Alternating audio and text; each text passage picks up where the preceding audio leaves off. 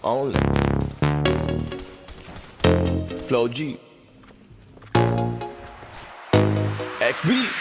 Alam ko na kahit saan tignan, talagang napakagulong pagmasdan. Kasi iba ang pakiramdam ko sa'yo, kaso kahit iparamdam ko, di ka makaramdam.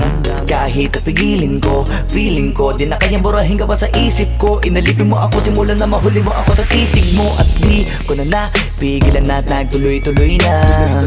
Dumating na sa puntong madalas ako nakulitin ka na. Ayos ka lang ba? San ka pupunta? Gusto ko lang samahan ka, kaso nga lang parang sobra na.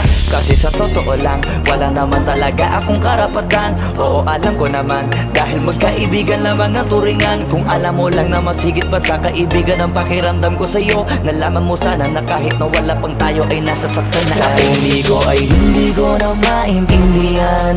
Alam ko namang di ko to dapat maramdaman, dahil di mo di naman kayang suklian ang pagmamahal ko. Magkaibigan lang ang turingan, pero ako'y nasasaktan kahit na walang tayo.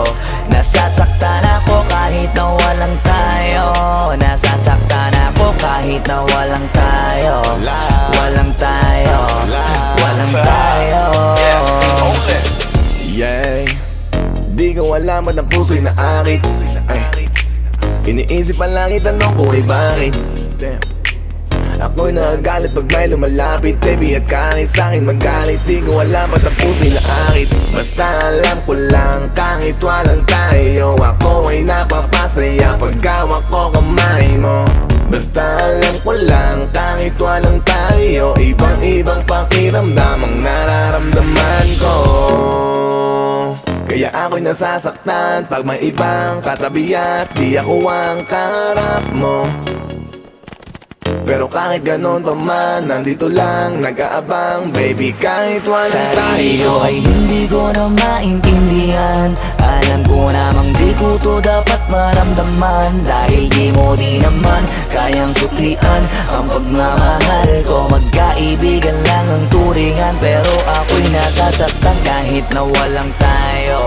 Nasasaktan ako kahit na walang tayo. Nasasaktan ako kahit na walang tayo. Walang tayo. Walang tayo. Gusto talaga kita kaso lang ako lang ang nakakaalam. Kung pwede lang kitang utusan na ibigin mo rin ako, ginawa ko na yan. Kaso nakakandado na tayo, na hanggang kaibigan lang, kaya anong magagawa. Sa ko ay hindi ko na maintindihan.